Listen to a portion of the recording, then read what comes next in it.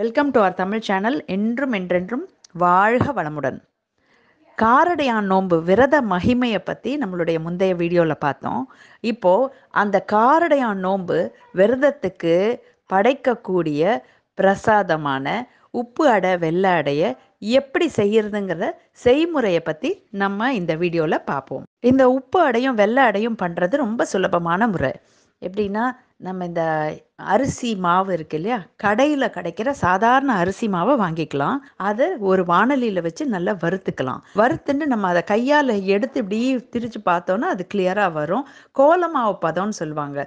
நம்ம அந்த வறுத்த மாவை இப்படி ஒரு கோலம் போடுற மாதிரி இப்படி இழுத்தோன்னா அது நல்லபடியாக வந்ததுன்னா அதுக்கு சரியாக இருக்குன்னு அர்த்தம். அரிசி மாவு வறுத்துக்கிற பதம் இதுதான். அடுத்தது, இந்த உப்பு அடை வெள்ளை அடைக்கு தேவையான முக்கியமான பொருள் என்னென்னா காராமணி. காராமணி வெள்ளை காராமணி எடுத்துக்கலாம், நல்ல குண்டு காராமணி எடுத்துக்கலாம், இல்லைன்னா மணிமணியாக கிடைக்கிற அந்த காராமணியும் எடுத்துக்கலாம். எந்த காராமணியாக இருந்தாலும் நல்ல ஒரு வறுத்துக்கணும். நல்ல வறுத்துண்டு ரொம்ப குண்டாக இருக்குன்னு தோணித்துன்னா கொஞ்சம் நேரம், ஒரு அரை மணி நேரம் 3/4 மணி நேரம் ஊற வச்சுட்டு அதுக்கப்புறமா குக்கரில் வச்சு வேக வச்சுக்கலாம். இப்போ நான் மணிமணியாக இருக்கிற காராமணியை யூஸ் பண்ணியிருக்கேன். அதை வறுத்துட்டு நான் என்ன பண்ணேன்னா 1க்கு 2 ஜலம் வச்சு நான் குக்கரில் ஒரு 5-6 விசில் விட்டேன். நான் விட்டு வேக வச்சுருக்கேன். ஸோ இப்போ இந்த காராமணி பதமாக ரெடியாக இருக்குது. வெள்ளை அடை பண்ணுறது எப்படின்னு பார்க்க போகிறோம். ஃபஸ்ட்டு ஒரு 2 ஸ்பூன் நெய்யை விட்டு அதில் நெய் காயட்டும். கொஞ்சம் முந்திரி, கொஞ்சம் திராட்சை கொஞ்சம் போட்டுக்கிறேன்.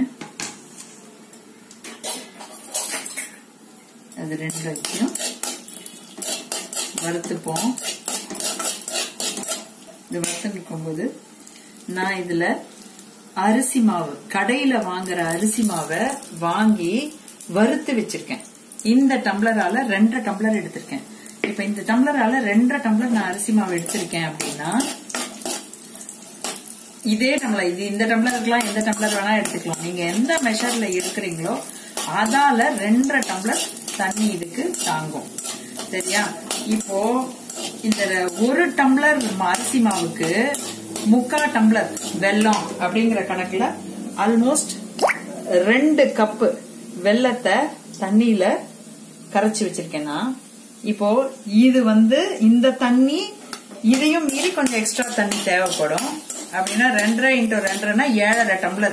7.5 டம்ளர் இல்லைனாலும் 7 டம்ளர் நமக்கு தேவைப்படும் நமக்கு. ஸோ இப்போ தேங்காய் நறுக்கி வச்சிருக்கேன். சின்னதா துருவி இருந்தாலும் யூஸ் பண்ணிக்கலாம். நான் நறுக்கி வச்சிருக்கேன். ஸோ இதையும் ஒரு வறுத்துக்கலாம். வறுத்துக்கிட்டோமா, இப்போ நான் இதுல வெல்லத்தை தண்ணியை விடுறேன். இதுல வெல்லம் கரைஞ்சா போதும், பாகெல்லாம் வேண்டாம். இதுல 2.5க்கு 7.5 டம்ளர் வரைக்கும் தண்ணி வரும். நம்ம வெல்லம் எவ்வளவு இருக்குன்னு பாத்துப்போம். தண்ணி 1 2 3.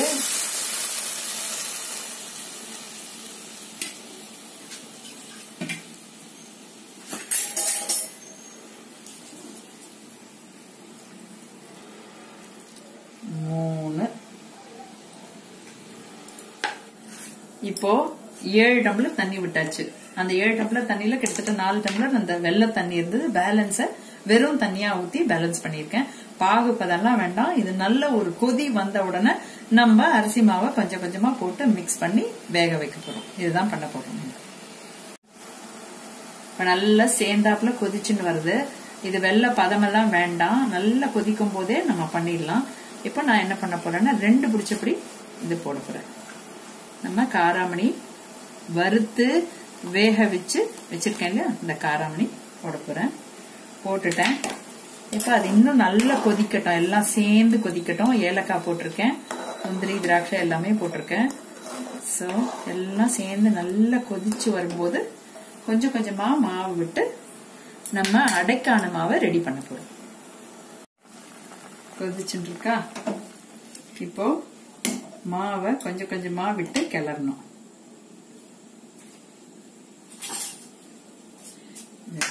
அப்படி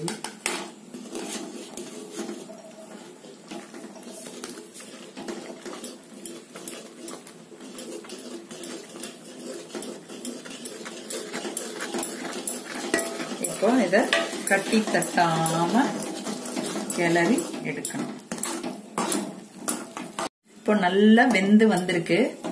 நம்ம வெறும் கடையில வாங்கின அரிசி மாவை வறுத்து எடுத்து அத முந்திரி திராட்சை எல்லாம் போட்டு வெள்ளை தண்ணியும் நமக்கு வேணுங்கிற அளவுக்கு தண்ணியும் 1க்கு 2.5 கிட்ட தண்ணி போட்டு அதை வேக வச்சு அந்த குதிக்க வச்சு அதுல அரிசி மாவை கொஞ்சம் கொஞ்சமா போட்டு கட்டி இல்லாம கைவிடாம கிளறி இருக்கோம். இப்போ இந்த மாவு ரெடி ஆயிடுது. இப்போ நம்ம இத ஆற வச்சு அடை பண்ணி செய்ய வேண்டியதுதான் வேலை. இப்ப இத ஆற வைக்க போறோம். நம்ம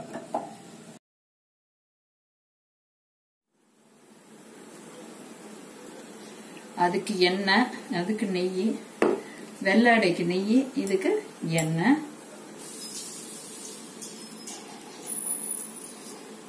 கடுகு போட்டாச்சு. கடுகு வெடிக்கட்டும். கடுகு வெடிச்ச உடனே பச்சை மிளகாய் ஒரு 4 எடுத்து வச்சிருக்கேன். வாணலியில எண்ணெய் எடுத்துட்டு இருக்கோம். எண்ணெய் காஞ்ச உடனே கடுகு போட்டிருக்கோம். கடுகு வெடிச்ச உடனே நம்ம நறுக்கி வச்சிருக்கிற மிளகாயை போட்டிருக்கோம்.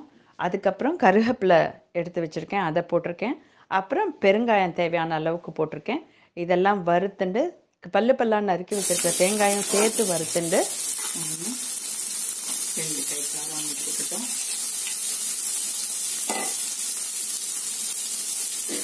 அதே மாதிரி 7 டம்ளர் தண்ணி ஊற்றக்கூடும்.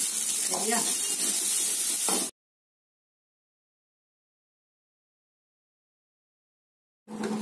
உப்பு, இந்த உப்பு போடுறாங்க, சால்ட். அதுல வெள்ளம் இருந்தது, இதுல உப்பு.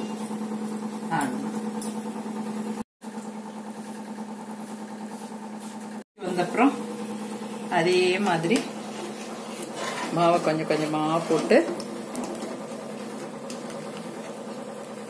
கட்டி தட்டாம சேர்த்து கலருவோம்.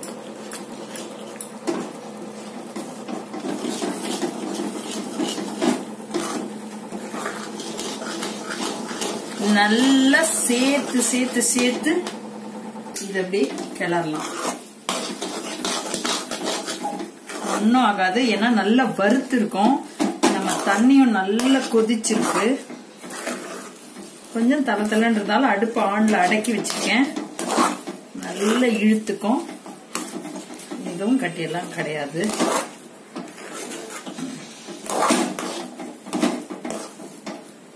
நம்ம அந்த அரிசி மாவை வறுத்துக்கிற பதம் கோல மாவு பதம்னு சொல்லுவாங்க. அதாவது கோல மாவு பதம்னா என்ன, கையில ஒட்டாம அது கிளீனா அப்படியே விழணும், கையில விரல்ல ஒட்டாம விழணும், அந்த மாதிரி இருக்கணும் மாவு பதம்.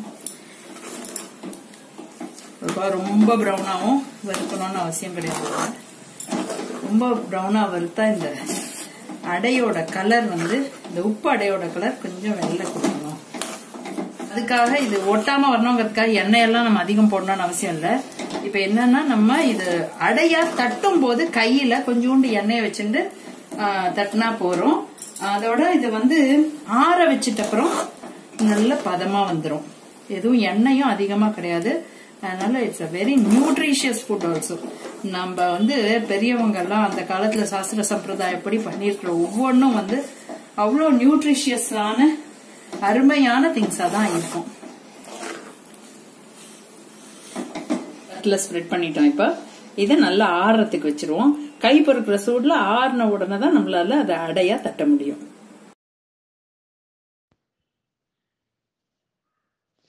கருணையின் உருவமே, கலைகளின் வடிவமே, சரணமுன் பாதம் தாயே. கருணையின் உருவமே, கலைகளின் வடிவமே, சரணமுன் பாதம் தாயே.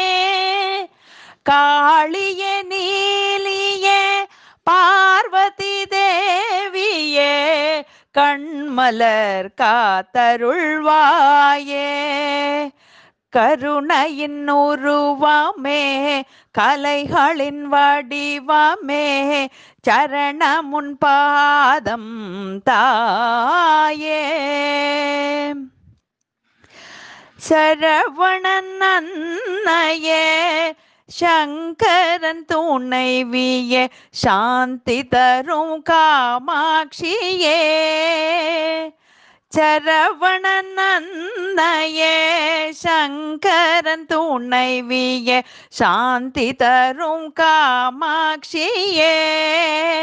இப்போ இந்த மாதிரி இட்லி தட்டில் வேக வச்சதை வந்து நம்ம வந்து 10 நிமிஷத்துக்குள்ளே வேக வச்சுட்டு திறந்து பார்த்தோம்னா ஃபுல்லாக நல்லா வேர்த்திருக்கும். நல்லா ஃபுல்லாக ஹாட்டாக வேர்த்து இருந்ததுனாக்கா அது நல்லா வெந்திருக்குன்னு அர்த்தம். ஸோ அந்த மாதிரி பதத்தில் நம்ம இட்லி தட்டை இறக்கி கொஞ்சம் ஆற வச்சு அப்புறமா எல்லாத்தையும் எடுத்து அடுக்கிக்கலாம். நம்மளுடைய பிரசாதம் நைவேத்தியத்துக்கு ரெடி. தோரம் கிருஹ்ணாமி சுபகே சஹாரித்ரம் தராம்யஹம் பர்துஹு ஆயுஷ்ய சித்தர்த்தம் சுப்ரீதா பவ சர்வதா. உருகாத வெண்ணையும் ஓரடையும் நோற்று உனக்கு நான் வைத்தேன், என்னாலும் என் கணவர் என்னை விட்டு நீங்காத அருள் தருவாய் தாயே அப்படின்னு வேண்டி நம்ம இந்த உப்பு அடையும் வெள்ளை அடையும் நைவேத்தியம் பண்ணுவோம். வாழ்க வளமுடன்.